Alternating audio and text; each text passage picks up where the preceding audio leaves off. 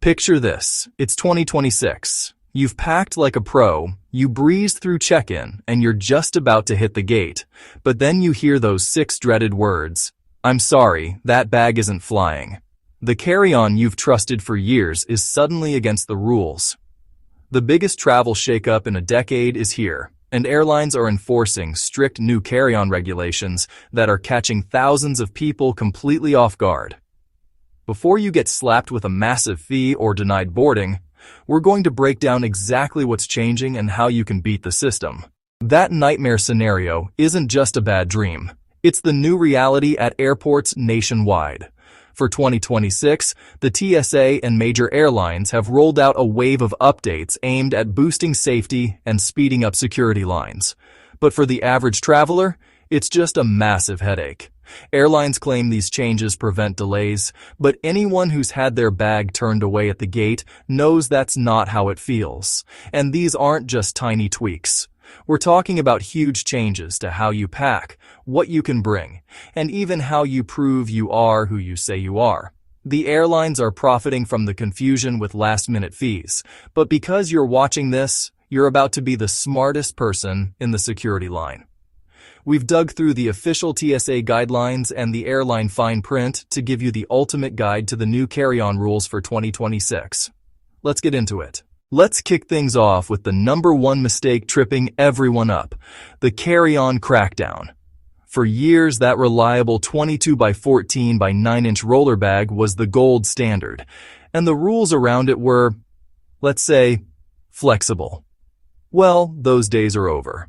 While the official dimensions haven't changed much for 2026, the enforcement has become brutally strict. Those metal bag sizers at the gate, they're not just suggestions anymore. They are the absolute law. The real enemy here is the bulge. If your bag is overstuffed and doesn't slide in and out of that sizer effortlessly, it fails. The gate agent has all the power to decide your bag is too big, forcing you to pay a last-minute gate check fee that can be double or even triple what you'd pay at the counter.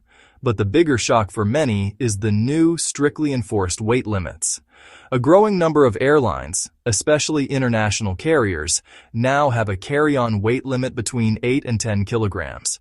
That's roughly 17 to 22 pounds. To catch you, some have installed scales right at the check-in kiosks and boarding gates. If your bag flashes red, you're paying up. Even worse, some airlines are now applying that limit to the combined weight of your carry-on and your personal item. That heavy laptop bag plus your roller could easily tip you over the edge. So what's the solution? It's simple, but you have to do it before you leave the house. First, actually measure your bag with a tape measure. And yes, that includes the wheels and handles. Second, grab a cheap portable luggage scale and weigh your bags after you've packed. If you're even close to the limit, repack or just check the bag online ahead of time. It'll save you a ton of money and a very public shakedown at the gate. For years, the personal item has been the savvy traveler's secret weapon. It was our overflow bag, our little loophole for bringing back souvenirs and just a little extra stuff. Well, that loophole is slamming shut. Airlines are cracking down, and that oversized backpack or tote bag you've always gotten away with is now a prime target for gate agents. The rule has always been that your personal item has to fit under the seat in front of you, but in 2026, they're finally bringing out the rulers and enforcing the exact dimensions, usually around 18 by 14 by 8 inches, though it varies by airline. As one flight attendant put it bluntly, if it doesn't fit, it's not flying. The real frustration is the element of surprise. You get through security without a problem, but at the gate, an agent spots your bulky backpack and pulls you aside. Suddenly, you're either frantically trying to stuff everything into your main carry-on, which is probably now overweight, or you're paying another fee. And if they see you juggling a backpack, a purse, and a shopping bag, that's 3 items, not 1. They'll make you consolidate or pay up. The trick is to start treating your personal item like a real piece of luggage with its own rulebook. Before you fly, look up the exact personal item dimensions for your airline. A well-organized laptop bag or a small structured backpack is your best bet. Use packing cubes if you need to compress things, but never overstuff it so much that the zippers are crying for help. A bag that looks neat and compact is way less likely to get that dreaded second glance. Okay, this next one goes from inconvenient to potentially trip-ruining.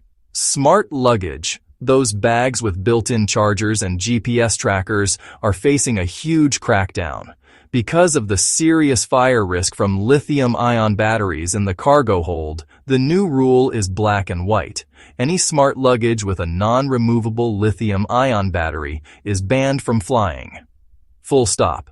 It can't be carried on, and it definitely can't be checked.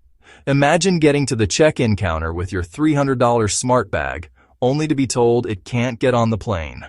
One traveler in Atlanta had to literally abandon her expensive suitcase because the battery required a screwdriver to remove, and she was about to miss her flight. The rule for 2026 is incredibly specific. You must be able to remove the battery without any tools. If it's hardwired in or you have to unzip the lining and perform surgery on your bag, it's a no-go. On top of that, all spare lithium-ion batteries and power banks can only be in your carry-on. They are absolutely forbidden in checked luggage. As a rule of thumb, any power bank over 100 watt-hours, around $27,000 MIA, is not allowed. While you might get away with up to 160 watt-hours with prior airline approval, don't risk it. To avoid this disaster, check your smart luggage right now. Can you pop the battery out easily? If not, that bag is officially a liability. When you pack, make sure every single power bank and removable battery is in your carry-on. It's also critical that the watt-hour (WH) rating is printed clearly on the device itself. If a TSA agent can't read the label, they have the right to confiscate it on the spot. Alright, let's take a quick breather. If any of these tips have already saved you from a future travel nightmare and a potential $150 fee, do me a huge favor and hit that like button. It really helps get this information out to other travelers before they make a costly mistake. You probably know the 311 rule by heart. Liquids in 3.4-ounce containers, all in one quart-sized bag, one bag per person. That rule is still the law of the land in 2026. But two new curveballs are causing a ton of confusion and delays at security. First, you've probably heard about the fancy new CT scanners rolling out at some airports that let you leave liquids and laptops in your bag. It's true. The problem? These scanners are only at some airports and in some security lanes. There's no universal system yet. People show up thinking they can leave everything packed, only to get yelled at by a TSA agent to take it all out, which just slows everybody down. Second, the definition of a liquid is still tripping people up. Just remember this. If you can spread it, it's a liquid. That means your peanut butter, hummus, and even that tub of cream cheese are all subject to the 3.4-ounce limit and must go in your liquids bag. The solution here is to always pack for the worst-case scenario. Assume you're going through an old-school security line. Keep your quart-sized bag packed right and place it in an easy-to-reach spot in your carry-on. And if you're traveling with medically necessary liquids like insulin, you are exempt from the size limit. But you must declare them to a TSA officer before your bag hits the scanner. If you don't, and they spot a big bottle on the X-ray, you're getting pulled aside for a time-consuming bag check. Guaranteed. The last major change is how you prove you are who you are. The long-delayed Real ID requirement is now in full effect as of May 2025, which means your old standard driver's license might not get you on a domestic flight anymore. For your license to be Real ID compliant, it needs to have a star on it. If yours doesn't, you'll need another valid ID, like a passport. But here's the 2026 twist. TSA is pushing hard for biometric screening and digital IDs. Instead of handing over your license, you'll step up to a camera. It'll scan your face and match it to a federal database. When it works, it's lightning fast. When it doesn't, or if you're just not comfortable with facial recognition, it can create a major bottleneck. So what are your rights? You can absolutely opt out of biometric screening. Just tell the TSA officer you'd prefer a manual ID check. They'll direct you to a different lane, which is your legal right, though it might take a few extra minutes. The best strategy is to have backups. Even if you plan on using a mobile ID on your phone, always carry your physical, real ID-compliant card or your passport. Phones die. Apps crash. Servers go down. The person holding a physical ID will always get through faster than the person furiously trying to get their phone to load. A printed boarding pass is another old-school backup that can be a real lifesaver. We've cross-referenced all of this directly with the TSA's latest directives, 2026 airline policy updates, and real reports from travelers on the ground to give you the most accurate guide out there. These aren't just theories. This is the new playbook for flying. Flying in 2026 definitely comes with new challenges, but being prepared is everything. To quickly recap the game changers. First, weigh and measure every single bag, including your personal item. Assume the limits are set in stone because they are. Second, check your smart luggage now. If that battery isn't easy to pop out, don't even think about bringing it to the airport. And remember, all batteries go in your carry-on. And third, make sure you have a physical, real ID or passport. Don't bet your entire trip on technology working perfectly.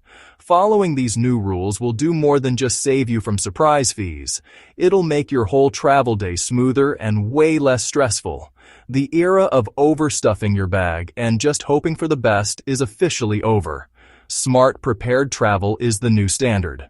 What's the craziest or most frustrating carry-on rule you've ever had to deal with? Share your story in the comments below. Your experience could help somebody else out. And for more updates to keep you ahead of the travel game, be sure to subscribe and turn on those notifications. Travel safe and travel smart.